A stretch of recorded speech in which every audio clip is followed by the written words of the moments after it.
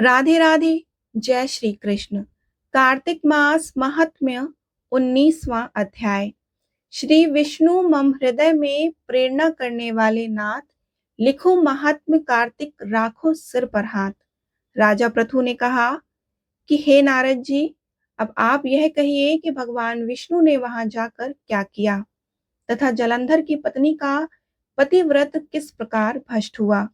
नारद जी बोले कि जलंधर के नगर में जाकर भगवान विष्णु जी ने उसकी पतिव्रता स्त्री वृंदा का पतिव्रत भंग करने का विचार किया।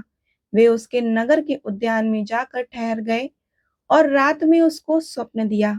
वह भगवान विष्णु की माया और विचित्र कार्य पद्धति थी और उसकी माया द्वारा जब वृंदा ने रात में वह स्वप्न देखा कि उसका पति नग्न होकर सिर पर तेल लगाए महिष पर चढ़ा है, वह काले रंग के फूलों की माला पहने हुए तथा उसके चारों ओर हिंसक जीव है, वह सर मुंडाए हुए अंधकार में दक्षिण दिशा की ओर जा रहा है।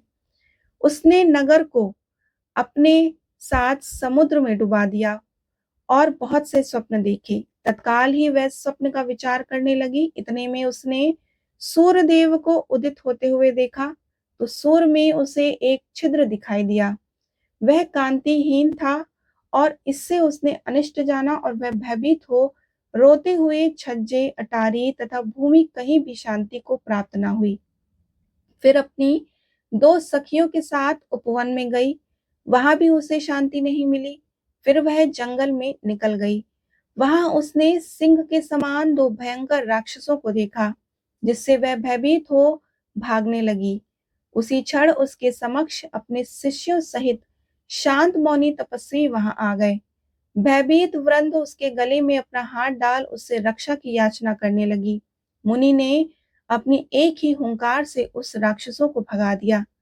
वृंदा को आश्चर्य हुआ तथा वह भय से मुक्त हो मुनिनाथ को हाथ जोड़ प्रणाम करने लगी। फिर उसने मुनि से अपने पति के संबंध में उसकी कुशल क्षेम का प्रश्न किया। उसी समय दो वानर मुनि के समक्ष आकर हाथ जोड़कर उनके सामने खड़े हो गए और ज्यों ही मुनि ने भ्रकुटी संकेत किया त्यों ही वे उड़कर आकाश मार्ग में चले गए। फिर जलंधर का सिर और धड़ लिए मुनि के आगे आ गए। तब अपने पति का मृत्यु हुआ जान वृंदा मूर्छित हो पृथ्वी पर गिर पड़ी और अनेक प्रकार से दारुण विलाप करने लगी। तत्पश्चात उस मुनि ने कहा कि हे कृपानिधि, आप मेरे इस पति को जीवित कर दीजिए। पतिव्रता दैत्य पत्नी ऐसा कहकर दुखी श्वासों को छोड़कर मुनीश्वर के चरणों पर गिर पड़ी। तब मुनीश्वर ने कहा कि यह शिव जी द्वारा युद्ध में मारा गया, जीवित नहीं हो सकता, क्योंकि जिसे भगवान शिव मार देते हैं वे कभी जीवित नहीं हो सकते।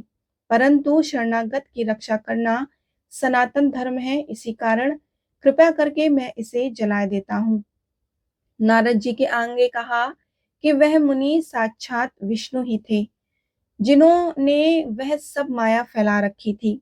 वह वृंदा के पति को जीवित करके अंतर ध्यान हो गए। जलंधर ने उठकर वृंदा को आलिंगन किया और मुख चूमा। वृंदा भी पति को जीवित हुआ देख अत्यंत हर्षित हुई और अब तक कई बातों को स्वप्न समझा। तत्पश्चात वृंदा सकाम हो बहुत दिनों तक अपने पति के साथ विहार करती रही। एक बार सुरत एवं संभोग काल के अंत में उन्हें विष्णु को देखकर उन्हें ताड़ित करती हुई बोली कि हे पराई स्त्री के गमन करने वाले विष्णु, तुम्हारे शील को धिक्कार है। मैंने जान लिया है कि मायावी तपस्वी तुम ही थे। इस प्रकार कहकर कुपित पतिव्रता वंदा ने अपने तेज को प्रकट करते हुए भगवान विष्णु को श्राप दे दिया। तुमने माया से दो राक्षस मुझे दिखाए थे, वे दोनों राक्षस किसी समय तुम्हारी स्त्री का हरण करेंगे। सर्पेश्वर जो तुम्हारा शिष्य बना है, यह भी तुम्हारा साथी रहेगा और जब तुम अपनी स्त्री के विरह में दुखी होकर विचरोगे, उस समय वानर ही तुम्हारी सहायता करेंगे। ऐसा कहती हुई पतिव्रता वृंदा अग्नि में प्रवेश कर गई। ब्रह्मा आदि देवता आकाश से उसका प्रवेश देखते रहे। वृंदा के शरीर का तेज पार्वती के शरीर में चला गया। पतिव्रत के प्रभाव से वृंदा ने मुक्ति प्राप्त की। इस प्रकार कार्तिक मास महात्म्य 19वां अध्याय पूर्ण हुआ। बोलिए श्री हरि विष्णु भगवान की जय।